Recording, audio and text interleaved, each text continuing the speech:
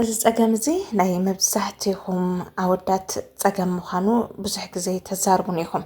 ትማሊ ብዝሰራሕኽዋ ቪድዮ እኳ ዝተወሰኑ ደቂ ተባዕትዮ ከም ዝመስል ነገር ኣውጊዖም ነይሮም ይፅሕፈላ እሞ ሪኣ ብኡ ጌራ እያ ስቕ ትብል መልሲ ንምምላስ ነዊሕ ግዜ እዩ ዝወስደላ ዋላ እውን በቃ ብኡ ጌራ እውን ክትጠፍእ ትኽእል እያ ፍፁም ዘይክትምለስ ማለት እዩ ወይ ብሎክ ክትገብረኒ ትኽእል ሕማቕ ነገር ኣይተዛረብኩን ወይ ሕማቕ ነገር ኣይገበርክዋን ግን ንምንታይ ደቂ ኣንስትዮ ከምዚ ዝገብራ ሰብ ኣኽቢሩ ደልዩ ክፅሕፈልካ ከሉስ መልሲ ምምላስስ ክንደየናይ ከቢድ ኮይኑ እዩ ኢሎም ዝሓቱ ደቂ ተባዕትዮ ብጣዕሚ ብዙሓት እዮምና ሎማዓንቲ ድማ ፅሑፍካ ሪኣ ገዲፋቶ ዘላ ወይ እውን ድሕሪ ዝተወሰነ ግዜ ምፅሕሓፍ ብኡ ጌራ ትጠፍእ ዘላ ንምንታይ እዩ ዝብል ኣብ ናይ ደቂ ኣንስትዮ ኣእምሮ ዘሎ ሓሳብ ሎማዓንቲ ትንተነቢለ ገረድአኩም እየ ካብኹም ዝደልዩ እዛ ቪድዮ ላይክ ጌርኩም ክትጀምሩለይ ገጢምኩም ዝፈልጥ ተሊኹም ድማ ብኮሜንት ሓሳብኩም ክትህቡኒ ጥራሕ እየ ዝደሊ እሺ ናብ ሓሳብና ንእቶ ፅሑፋትካ ሪኣቶ መላእ ኦሮማይ ገና ኣይትምልስን እቲ ደባሪ ፓርቱ ድማ መመሊስካ ስልክኻ ቼክ ምግባርካ እዩ መሊሳትለይ ከይትኸውን ኒካ ምሽ ብውሽጥኻ ትፅበዮ ነገር እዚ ነገር ዘባኻ ምህላው ትሕማቕ ወይ ደባሪ እንብሎ ነገር እዩ ናብቲ ምኽንያታት ክንኣቱ ከለና ቁፅሪ 1 ልዕሊ መጠን ስለ እትፅሕፈላ እዩ ሕዚ ገለገለ ኣለኹም ኣወዳትሲ እታ ጓል ኣንስተይቲ በቃይ ወይ ናብ ስራሕ ክኸይድ ቢዚ ኮይነ ወይ ዝኾነ ሰብ ፅዋዕንሎ ተዘይኮይኑ እውን ፅባሕ ንቐፅሎ ክሳዕ ትበሃሉ ማለት እዩ ብዙሕ ነገር ተዕልልዎን በቃ ብዙሕ ነገር ብዘይ ይምስልቻ ንሳ ክሳብ እትዓጩ ልብኹም ክፍቲ እዩ ኣብ መንጎ እዚ ተደላይነት ኢኻ ትቐትሎ ሚስጥራውነት ኣየህልወካን ኩሉ ነገርካ ተዛሪብካስ ምንም ባዕላ መርሚራ ክትፈልጦ ዝገደፍካላ ነገር የለን ኩሉ ነገርካ ከም ዝረኸበቶ ንክስምዓ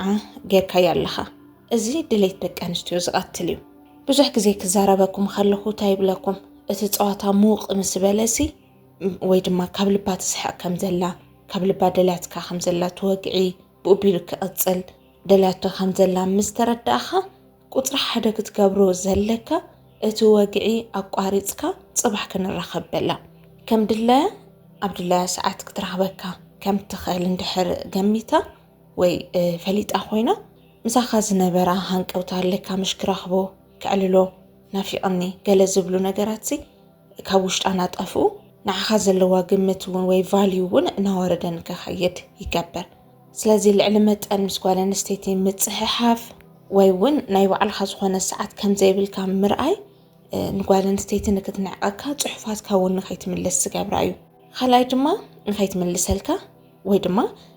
ፅሑፋትካ ሪኣ ብኡ ጌራ ስቕ ኢላ ንኽተርፍ ካብ ዝገብራ ምኽንያት እንታይ ከም ትደሊ ብኣጋ ኣፍሊጥካያ ኣለኻ እዚ ማለት ከመይ ይመስለካ ብቐሊሉ ወዲቑ ዝረኸብናዮ ነገርሲ ከም ቦነስ ኢና ንሓስቦ ማለት እቲ ወርሒ ሙሉእ ለፊዕና ፅዒርና ንረኽቦ ገንዘብ ዓብዪ ትርጉም ኢና ንህቦ እዚ ከም ቦነስ ንረኽቦ ነገር ግን በቃ ብቐሊሉ ኢና ነጥፍኦ ወይ እውን ዓብዪ ቫልዩ ንህቦን ቦነስ ከም ሽሙ ቦነስ እዩ ለፊዓ ክትረኽበካ እንድሕር ዳኣ ዘይጌርካያ ኮይንካ ብቐሊሉ ድሌታትካ ስምዒትካ ክርአ እንድሕር ጌርካዮ ኮይንካ ስምዒት ጓል ኣንስተይቲ ምዉት ንክብል ትገብር መብዛሕትኹም ኣወዳት እዚ ስታይል እዚ ኢኹም ትኽተሉ ብፍላይ ቴክስት ክኸውን ከሎ ከምዚ ብኣካል ወይ ብስልኪ እኳ ትሕሹ እምበር ብፅሑፍ ክኸውን ከሎ በቃ መልኣኽኩም ትገብርዋ እንታ ጓል ኣንስተይቲ ብምድንናቕ ልዕሊ መጠን ብምውጋዕ ከም ቁፅሪ 1 ዝበልኩኻ ማለት እዩ ጓል ኣንስተይቲ ሓደ ግዜ ፍሽኽታ ስለ ዘርአየትካ ወይ ግሪን ላይት ስለ ዝረኣኻ ንፍቕሪ ዝደለይትካ ይመስለካ እሞ ኣብ ውሽጥኻ ዘሎ ፍቕራዊ ስምዒት ብምሉኡ ዝኽዝኽ ኣቢልካ ትዛረብ ዋላ ብግልፂ ተዘይውፃኻዮ ካብ ኣፍካ ግን ንኡ ዝመስሉ ቃላት ዘመጓግሱ ክብራ ዝገልፁ ፅባቐኣ ዝገልፁ ኣለካ ምሽ ንፍቕሪ ከም ዝደለኻያ ሙሉእ ብምሉእ ዝሕብሩ ቃላት ካብ ኣፍካ ምውፃእ ክጅምሩ ከለዎ ኣብቲ ፅሑፋት ክትሪኦ ከላ ብዘይ ምንም ቻሌንጅ ከም ዝረኸበትካ ናተሰምዓ ይኸይድ ማለት እዩ ኣብዚ ድማ ኣትራክት ዝገብራ ነገር ትስእን እሞ ንዓኻ ዝነበራ ድሌት እናወረደ እንታይ ይፍጠር ንዕቐት ናኩለና ደቂ ኣንስትዮ ናይ ዘይምምላስ ብፍቕሪ ናይ ዘይምርኣይ መሰረቱ ካብ ንዕቐት እዩ ዝፍልም ኣይዋፅንን ኣየድልየንን ኢላ ክትሓስብ ከላ ወይ ናትካ ክብሪ ከይተረኣያ ክትተርፍ ከሎ ንዓኻ ዘለዋ ድሌት ንዓኻ ዘለዋ ናፍቆት ናጠፍአ ይኸይድ ማለት እዩ ስለዚ ንክትንዕቐካ ንኣባኻ ዝነበራ ትኹረት እውን ንኽጠፍእ ዝገብረካ እዩ እዚ ልዕሊ መጠን ገና ብኣጋ ማለት እዩ ድሌትካ ኣብ ውሽጥኻ ዘሎ ስምዒት ተርአ እንድሕር ደኣ ኮይንካ እቲ ሳልሳይ ድማ ብዛዕባኻ ርግፀኛ ተዘይኮይና ሓንቲ ጓል ኣንስተይቲ ፅሑፋትካ ዘይክትምለስ ትኽእል እዚ ማለት ጠቕሊላ ዘይትደልየካ ትኾይና ማለት እዩ ሕዚ ገለገለ እኒኢኹም ኣወዳት በቃ ንስኹም እንድሕር ላይክ ጌርኩምዋ ኮይንኩም ነታ ጓል ኣንስተይቲ ንስኹም ብዝደለኹምዋ ወይ ላይክ ብልገበርኹምዋ ልክዕ ንክትፈትወኩም ትፅበዩ ንሳ እውን ናይ ባዕላ ዝኾነ ድሌታት ኣለዋ እዚ ሓቂ እዩ ብዙሕ ሰብ ክሰምዖ ዘይደሊ ወይ ክክሕዶ ዝደሊ ነገር ናይ ባዕላ ዝኾነ ምርጫ ኣለዋ ሪኣትካ እንድሕር ኢንተረስትድ እንድሕር ደኣ ዘይኮይና ብቐሊሉ ካባኻ ትርሕቕ ትኽእል ዘይክትምልሰልካ ትኽእል ፅልምኻ ዘይክምችዋ ክእል ኣነጋግራኻ ዘይክምችዋ ክእል ዘለካ ኣታዊ ዘይክጥዕማ ክእል ብዝኾነ ኣጋጣሚ እንድሕር ደስ ዘይልካያ ምንም ሕልኽልኽ ዝበለ ሚስጥር የብሉ ምንም ድራማ ምፍጣር ኣየድልን በቃ ቅልል ዝበለ መንገዲ ተጠቕም በቃ ላይክ ኣይገበረትንን ማለት እዩ ክስሕባ ዝኽእል ነገር ኣባይ ኣይረኸበትን ማለት እዩ ኢልካ ክትሓስብ ኣለካ እዚ እውን ከም ሓደ ምክንያት ጌርኩም ረኣይዎ ተዘይኮይኑ ድማ ከም ኦፕሽን ጌራ እውን ሪኣትካ ትኸውን ትኽእል ደቂ ኣንስትዮ ማለት እዩ ኣብ ዙርየን ዝጅንጅንወን ከም ዝተራብ ቴክስት ልዕልልወን ኣወዳት ብጣዕሚ ብዙሓት እዮም እቲ ኢልካ ናብ ዝኾነ ፕላትፎርም ሲ እንድሕር ቴክስት ገባበሮ ነገር እንድሕር ደኣ ርኢኻ ኮይንካ ብጣዕሚ ብዙሓት ወዳት እዮም ሃይ ዝብልወን ስለዚ ምዞም ወዳት እዚኣቶም መነፃፂራትካ ወዳዲራትካ እውን ከም ኦፕሽን እውን ሪኣትካ ክትከውን ትኽእል ደሰብ ዝበላ ሰዓት ትምልሰካ ደሰብ ዘይበላ ድማ ኢግኖር ክትገብረካ ትኽእል ቀሊል ኣብነት ክበኩም ቅድሚ ሕዚ ዛሪብኒ ዝነበረ ሓደ ሓወይ ተሊኻ እውን ትሰምዑ ትኸውን ሓንቲ ዝፈተኽዋ ጓል ኣንስተይቲ ነይራ ስልኪ ሃብኒ ኢለያሲ ኖ ናትካ ሃበኒ ሞ ባዕለይ ቴክስት ክገብረልካ ኢላትኒ ብድሕሪኡ እሺ ለናተይ ስልኪ በያ ንነዊሕ ሰዓት ንነዊሕ ግዜ ጠፊኣ ፀኒሓ ክሳብ ዝኾነ ግዜ ክትምልሰለ እያ ኢለ ተፀበያ ነይረ ብድሕሪኡ ስለዘይ ፀሓፈትለይ ስለዘይ መለሰትለይ ኦሮማይ ኣይደለይትንን ኢለ ሓሲበ ውሽጠይ ዕረፍ ኣብ ዝበለሉ ሰዓት በቃ ምስ ረሳሕዋ ግን ኣጋጣምስ ሃይላ ፀሒፋትለይ ሕዝስ እንታይ ኮይና እያ ኢሉ ጠይቕኒ ነይሩ ብዙሓት እዮም ሓደ ጥራሕ ኣይኮነን ከምዚ ዓይነት ዝገጥሞ ሕዚ ኣነ ከም ጓል ኣንስተይቲ ኮይነ ክሪኦ ከለኹ ክንድዚ ዝኣክል ሰዓት ዘጥፍእ ሓንቲ ጓል ኣንስተይቲ ትክክለኛ ምክንያታ ካልኦት ወዳት ሃይና በልዋን ካልኦት ወዳት ናውግዕዋ ይፀንሑ እሞ እስኻ ከም ባክኣፕ ተቐሚጥካ ትፀንሕ ኣብ ዝኾነ ሰዓት ድማ ምሳኻ ክትከውን ትደሊ ከላ ወይ በቶም ካልኦት ወዳት ተስፋ ክትቆርፅ ከላ ክትቀብፅ ከላ ገለ ናባኻ ድማ መሊሳ ትመፅእ ማለት እዩ ትፅሕፈልካ ከም ተራ ነገር ጌርና ኢና ንሪኦ እዚ ነገር እዚ ንሕና ደቂ ኣንስትዮ ፍቅራዊ ርክብ ክሳብ ዘይጀመርና ዋላ ጀሚርና ሓዲኡ እምቢልና ሓዲ ናብ ሓዲኡ ምሙከር ተመሳሳሊ ነገር በቃ ተራ ነገር ከም ዝኾነ ጌርና ኢና ንሓስቦና ብከምታት ምክንያት እውን ክኸውን ይኽእል ሕዚ እዞም ኩሎም ምክንያታት ነጊረኩም ዘለኹ ካልእ ድራማታት ኣብ ርእስኩም ንከይፍጠር እዩ ጓል ኣንስተይቲ በዚ ምክንያት እዚ እያ ሱቕ ትብለካ ወይ ለይ መለሰትልካ ፅሑፋትካ ሪኣ ብኡ ጌራ ትጠፍእ ክብለኩም ደልየ ሕዚ ድማ ናብ መፍትሒታቶም ንኸይድ መቸስ ፀገም ተልዩ መፍትሒ ዘይብሉ የለን ሓቂ ከምዚ እንድሕር ትገብረለይ ኮይናሲ ከመይ ጌረ እየ ፊክስ ገብሮ ዝኽእል ሓንቲ ጓል ኣንስተይቲ ንኽትቅበለኒ ንኽትፈትወኒ ፅሑፋት የሪኣ እውን ስቕ ንከይትብል ታክገብረለኒ መባልካ ይተርፍን ከምዚ ዓይነት ችግር እንድሕር ደኣ ገጢምካ ኮይኑ ቁፅሪ ሓደ ክትገብሮ ዘለካ እዚ መመሊስካ ቴክስት ምግባር ኣወግድ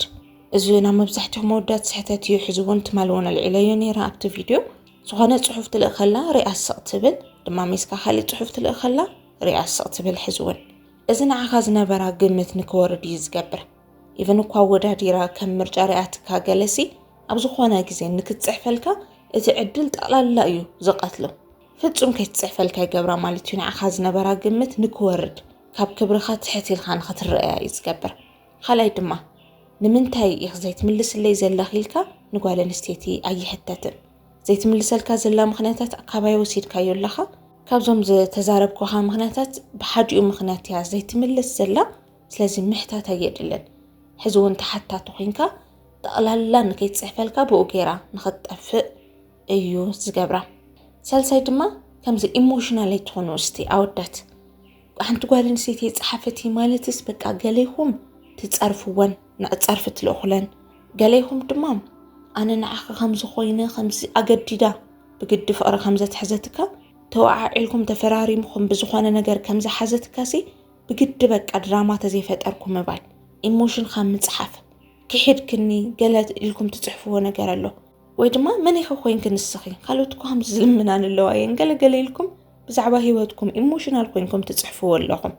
مصحف طرح يخونن قال دق تبعتيو دما بتشا اي تصحف اي تملس طرح بكلته معلتي ويا حدا معلتي وديو بلوك ازون ايموشنال مخانكا اي زري بس هل كم زي خونكا ما تشرد هم زي خونكا ايفن كمودي اكتر ايكا زي تخل اندحر كم ستقبر خوينكا مالتيو زقدد منع ايخا سلازي زوم سلسته نغرات از دغاغمخا صحف ملأخ ان منتاي كم زي تملسلكا محتات دما ايموشنال مخان كيتقبرو ميلكا لهو ككندوم خش تحقبر مبالكا دما يترفن ازون كم مفتح مالتيو اب كندوم دما تاي تقبر حدا كساب زخونه غزي لتوسنه اوان مالتيو تكست مغبار دوبل بعلا مملاس يترفن كم تزبلكوخا نحنا دق انستيو تخرت كنسن كلنا عينا تخرت نغبرلو نزخونه غداي نا متصباي لك مش لخونه اغنور زغبركا ساب اندحدا هليسي مملس كانفت صحفاتو مخاد استلمده ايو هيدكا تنبب ايتملس انديالكا تحسب سلكها تشيك تقبر بسكندو بدقيقه وبقى كتصحف تدلي قله ازታት ነገር አወግድ ንዝተወሰነ ጊዜ ማለትዩ ብድሕሪኡ ኣብ ህይወትካ ፎከስ ግበር ንሳ ጥራሕ ጓል ከም ዘይኮነ ትሕሰብ ናይ ግድና ይኮነና አዓ ክረክብ ተዘይደልያትኒ ችግር የውልን ዕድላ ትሞክር ኣነውን ካሊ ዕድለይ ክርኢልካ ሕሰብ ኣመወዳታ ድማ ባዕላ ደልያ ክትመፀካ ግበራ ማለት ኣይተገድዳ ደልያ ክትመፀካ ግበራ ክትሰክፍ ኣይትፈትን ቅድሚ ሕዚ ኩጽሕ ይፈልክ ቦጌር ክሸለልልክኒ ገለ ይትበላ በኻልእ ጉዳይ ክትራሕባ ከለኻ ኣመወዳታ ክብለኩም ዝደለ ማለትዩ ኣፍታ ምህዳን ደው ዘበልኩም ላ ሰዓት ኣፍታ ምድላይ ደው ዘበልኩም ላ ሰዓት ማለትዩ ብዙኾነ አጋጣሚ ኖትስ ምግባር ትጅምር ብዛዕባኻ ናበይ ጠፊኡ ምባል ትጅምር خلي ግዜ ኮይ ትጽሕፈላ ነርካ ኮ ግን በውሽጥኻ ንሓስብካ ኢኻ ትውዕል ዋላ ተዘይ ጽሕፍካ ተሓስባ ኣይትጽሕፈለይ እንዲያ ትብል ናተመነኻያ ትውዕል ኣብዚ ሰዓት እዚ መን ከም ዝዛረባ ማለትዩ ብምንታይ ተኣምር ከም ዝኾነ ኣትጽሕፍን ብጣዕሚ ዝገርመኒ ነገር ውሽጣዊ ስምዒትነስ ክንደየናይ ዓቕሚ ከም ዘለዎ ኣብቲ ሽዑ ሰዓት ፍጹም ያን ዘይ ትጽሕፍ ፍጹም ያን ዘይ ትደልየካ ድሕሪ ዝኾነ ግዜኻ መጽሐፍ ውን የለን በጋጣሚ ውን ካብ ውሽጥኻ ውን ድብልትልት ኣቢልካ በቃ ርሲዕኻ ኢኻ ዘለኻ ኣብቲ ሽዑ ሰዓት ድማ ደላይትካ ትኸውን ሃመይ ገይረን ውሽጥኹም ከም ዘንብብኡ ግርሚ ዝብለንና ናመወዳታ ምኽሪ እዚኣ እያ እስኻ ጠጠው ክትብል ከለኻ ምድላይ ድሕሪኣ ምህዳን ኩሉ ነገር ኣና ክገብረልክ ማል ደው ክትብል ከለኻሲ ብተግባር ዘይኮንስ ዋላ ብስምዒት ከይሓስብካ ያ መውዓል ክትጅምር ከለኻ እሳ ኖትስ ምግባር ትጅምረካ እያ ክትጽሕፈልካ እያ ካው ድማ ቢግዲላይ ትግበርዎ ኢኹም ዘይመለሰትለይ ዘይጽሓፈትለይ ምባል ክንድዚ ዝኣክል ስምዒታውያን ኣይትኾኑ ነገራት ቅልል ብዝበለ መንገዲ ምርዳእ ጀምሩ ናይ መወዳእታ መልእኽቲ እያ ኣብ ገጻሊ ክሳዕ ንራኸብ ሰላም